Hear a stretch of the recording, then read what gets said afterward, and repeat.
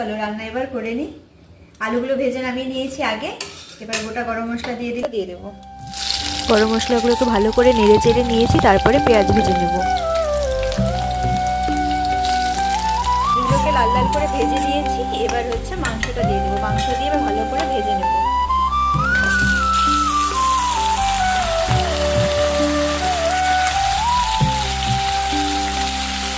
ভাজা হয়ে গেলে তারপরে মশলা দিয়ে কষাতে থাকবে।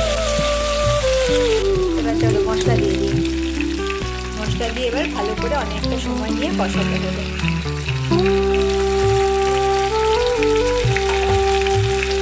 মাংসগুলো আমার ভাজা হয়ে গেছিলো, তারপরে মশলা দিয়ে দিলাম। এবার হলুদ আর লবণ দেবো, দিয়ে এবার ভালো করে মাংসটা কষাবো। অনেকটা সময় নিয়ে মাংসটাকে কষালাম। দেখো তেল ছেড়ে দিয়েছে মাংস থেকে, আর জল গরম করে দিয়েছি ওইদিকে। এবার গরম জলটা দিয়ে দেবো, আর নামানোর সময় একটু গরম মশলা দেবো, হয়ে যাবে। রান্না হয়ে গেল, মাংস বেড়েও নিয়েছি।